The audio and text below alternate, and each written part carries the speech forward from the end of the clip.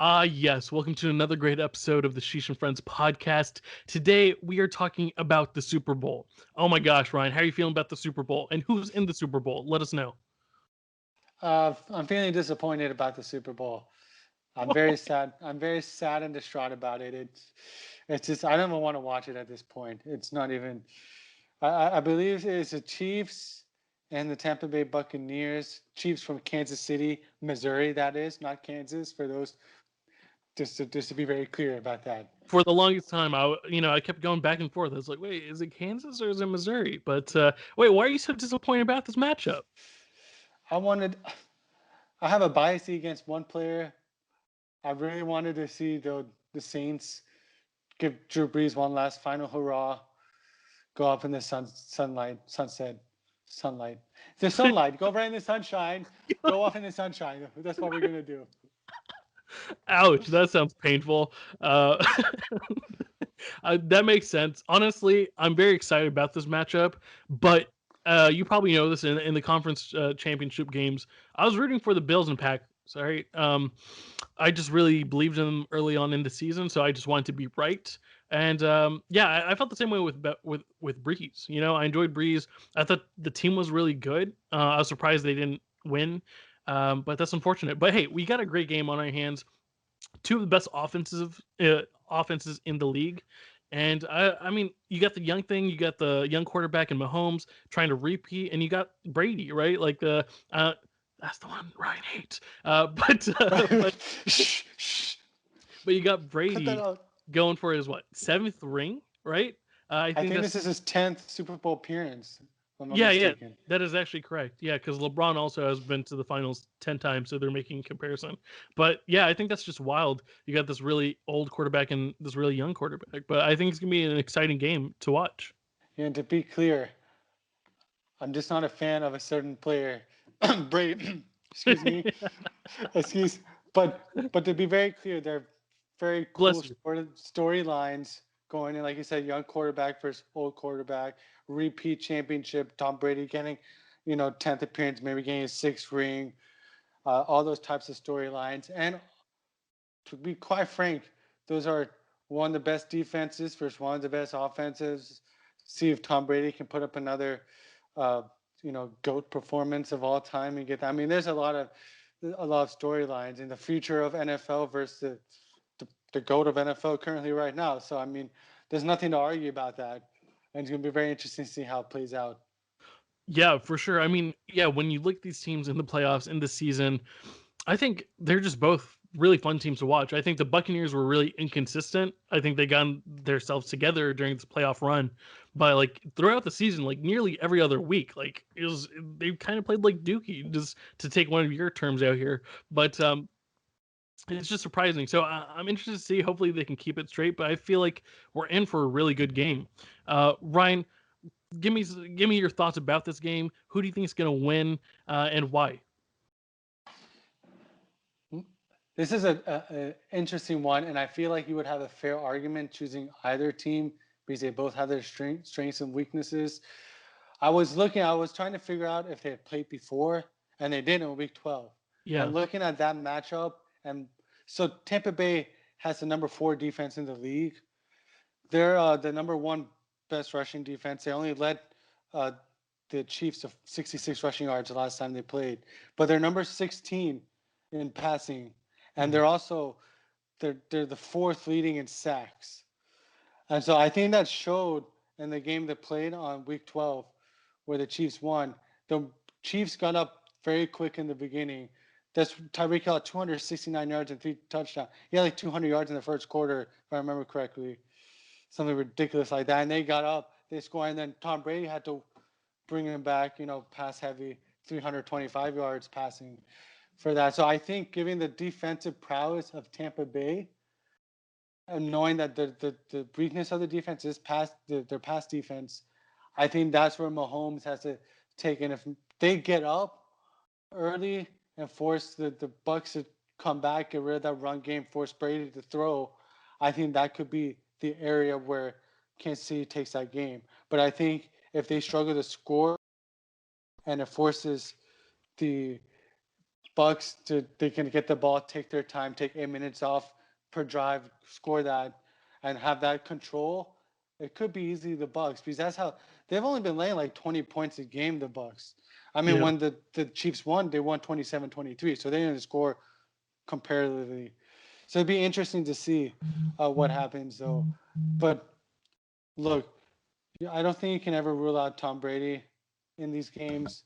I mean, we've seen what he's done in the playoffs in the Super Bowl.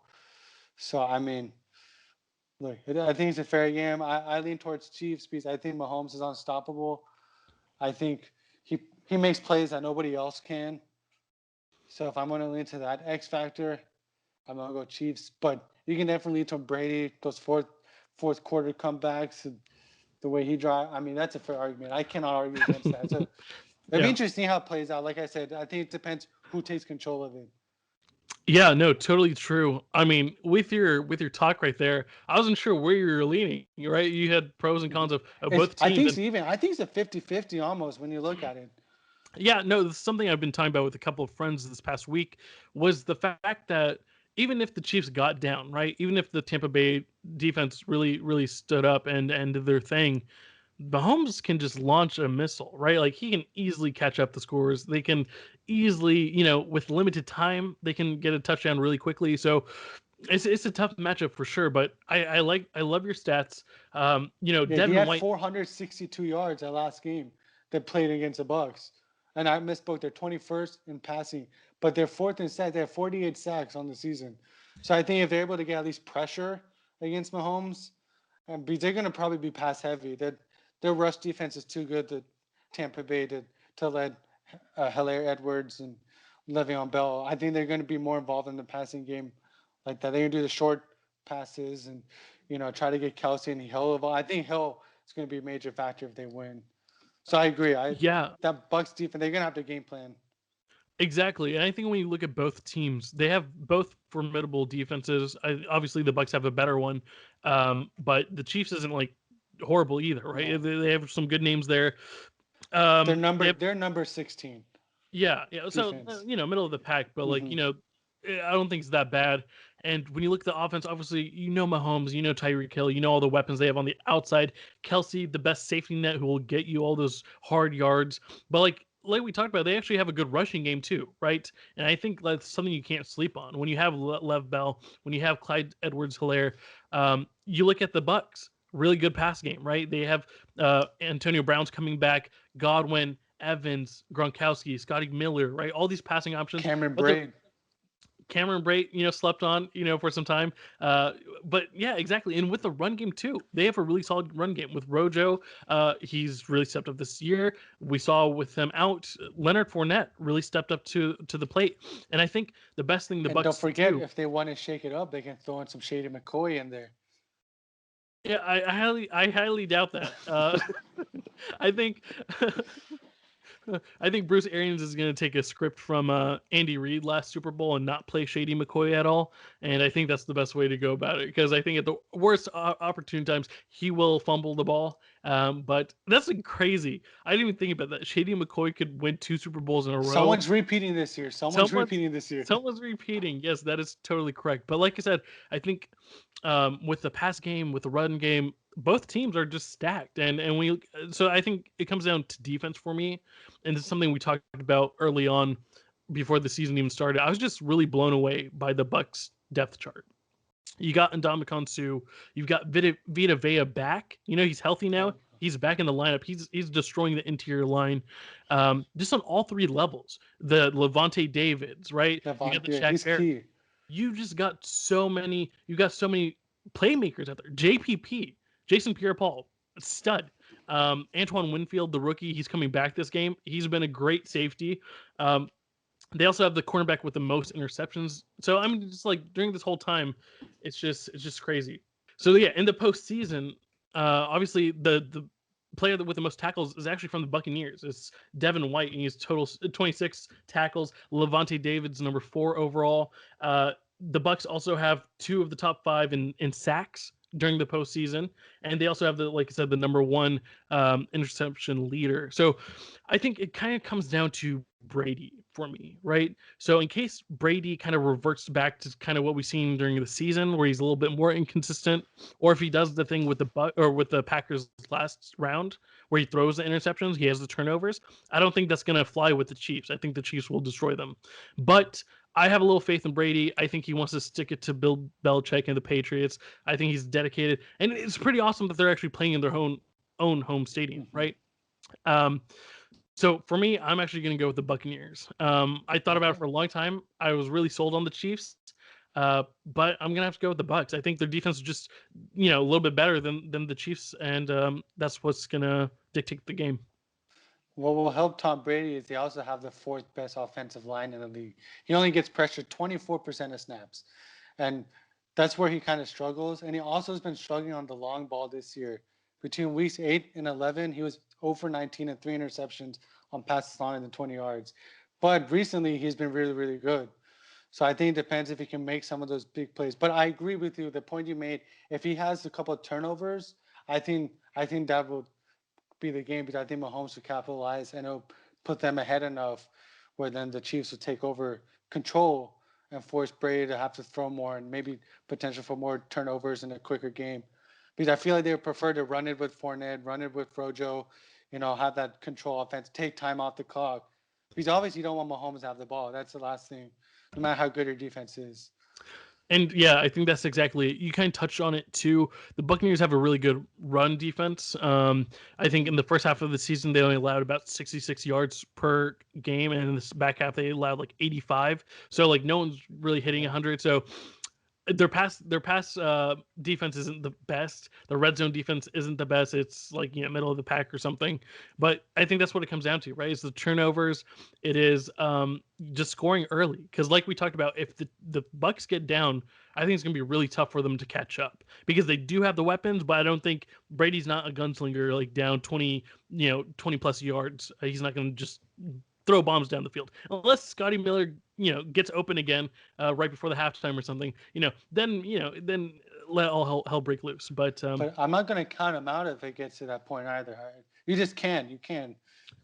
Tom Brady, he can still do that. You're not going to take your foot off the gas if you're Mahomes or the Chiefs. And we've seen Reed, even when they lost Mahomes and was 4th and 1 with Chad Henne, he still won with a gutsy play with a backup quarterback.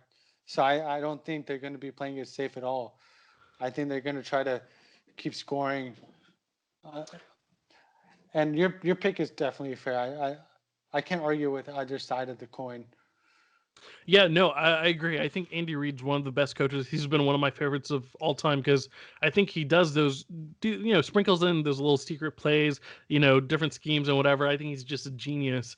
So I can't wait to see what he throws out there. But I think this is like one of the games where I don't feel like super confident with my pick, right? I think in the past years you can see like the Broncos team with Peyton Manning, that defense was just super stacked. We felt super good with that team. Like I think it's gonna be even match and come down to the last few minutes, and I think that's gonna I think be so. I think it's gonna make for a great Super Bowl. Funny enough, you're right. The Chiefs did play the Bucks in Week 12. Romo was actually announcing that game, and he predicted that these two teams would be in the Super Bowl. So I think that is really cool too. All right, before we close this, let's talk about right before the season started. We made our playoff predictions, we made our Super Bowl predictions, but let's go over what we thought. Who got the most right and who got the least right. Okay. We don't need to talk about that. That's okay.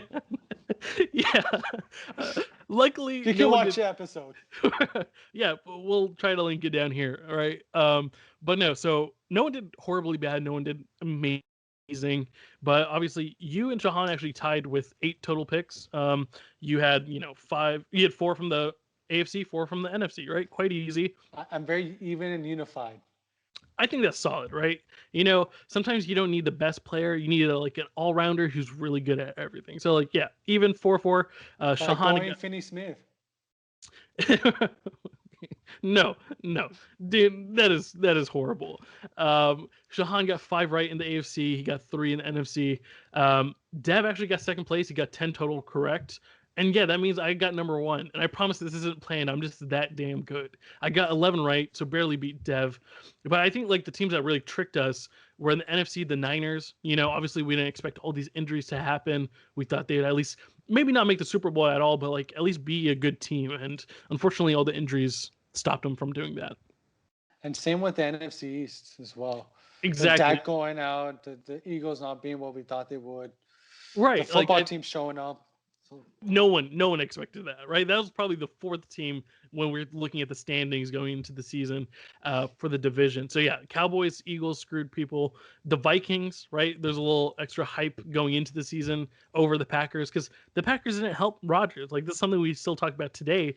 They drafted the quarterback, you know, with their high pick. So is you know those were the teams that screwed us in the NFC and the AFC. We all believed in the Patriots out here. A couple of us not me, believed in the Broncos and Texans, and you know that ended up biting him. But hey, I think it's pretty good to predict this many teams to make the playoffs, and I think the teams that made the playoffs all made for a formidable fight. Like I said, I think I was really rooting for the Saints and Packers on the NFC side, and was hoping for a new fresh face in the AFC. But hey, Mahomes can get a second ring if he wins, and I'd be happy with that. me too. And he's my fantasy quarterback, so my fantasy team will get a ring. That's not how that works, Ryan. That's how it works. I'm getting a ring one way or another. That is absolutely not how it works. But yeah, good stuff there. But we are so excited for the Super Bowl. Can't wait for the commercials. That's always a fun thing. The weekend is performing for the halftime show. I'm looking forward to that as well. But let us know who you think's gonna win the Super Bowl and what your predictions are. And right after this, I'm gonna talk to Dev about his Super Bowl pick, and we'll get into that. So stay tuned.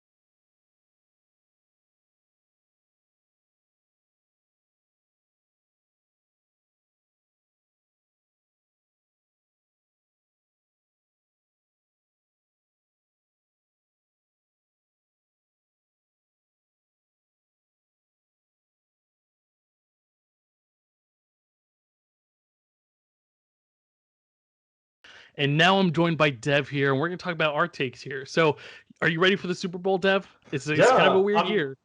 I'm super excited. I think it's really ironic that the one year they get a home Super Bowl, it's when there's like little fans or like limited fans.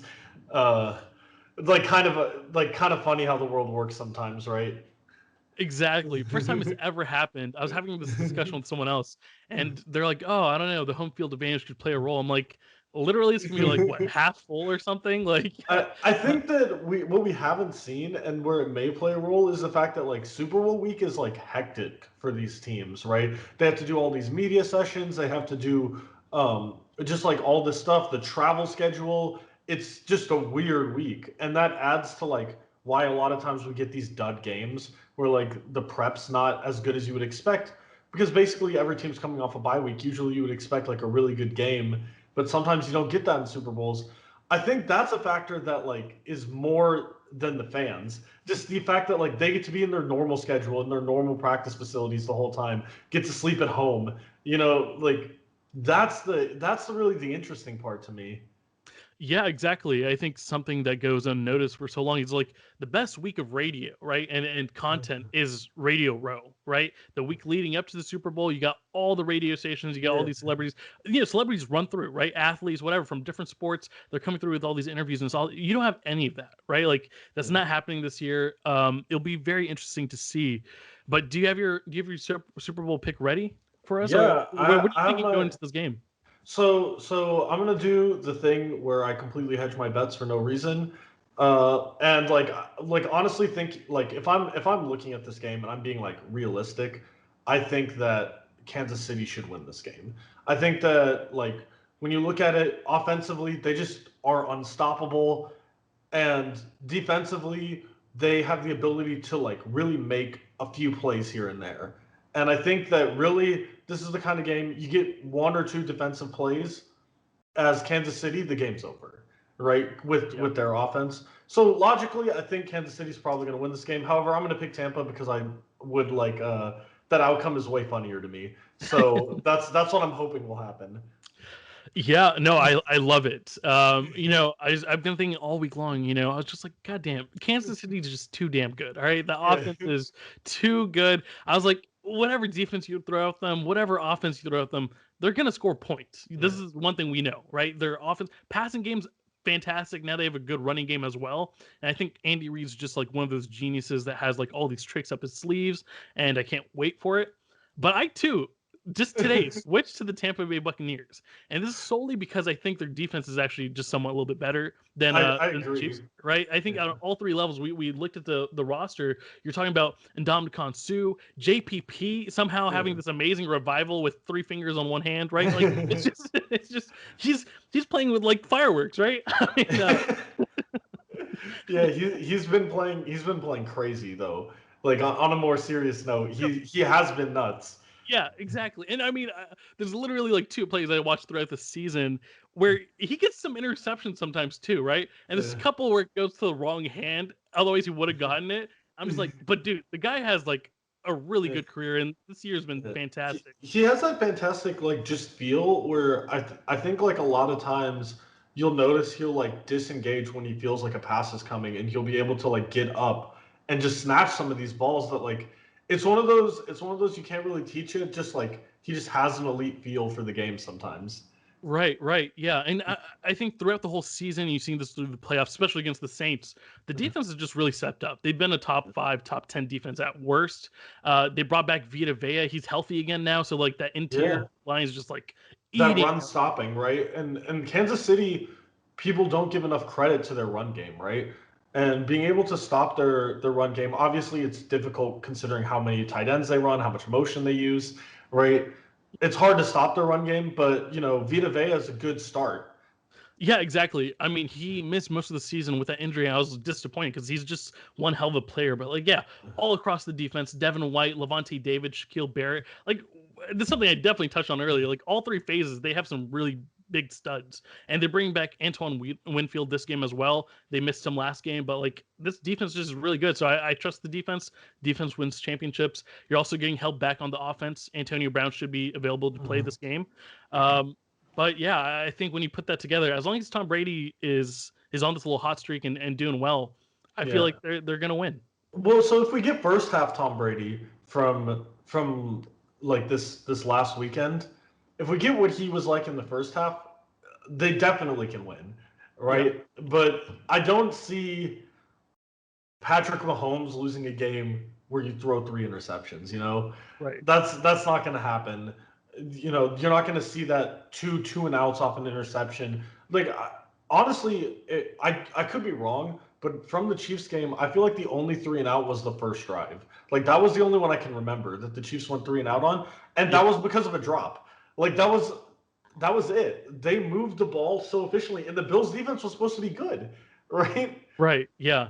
No, and I think that's exactly it for me. Is the Chiefs have a good defense as well, right? Like, let's not act like they're horrible. I think they're top 15 or so, but there is a big difference, I think, between rushing yards. The Chiefs give a yard more per, and the Bucks actually have a really good running game, right? Like we saw Leonard Fournette go out last weekend, but the prior, for the season, Ronald Jones has been playing really well as well. So they have a nice run game, and I feel like as long as you get Brady like against the Saints, where he's not throwing those turnovers, and you're not getting what the Packers are doing against the Packers, right, where he threw those interceptions, I feel like it's gonna be a fun game for sure. But I think I got the Bucks winning this. Yeah, honestly, the Ronald Jones thing is really interesting as well because at least for my eyes, when I was watching, um, not the Green Bay game, but the game before, the Saints game, Ronald Jones honestly looked like he has that burst and speed that Fournette still doesn't have. Obviously, Fournette looked amazing against the Packers, but in that game, I was thinking like, wow, this would be a blowout if Ronald Jones was healthy.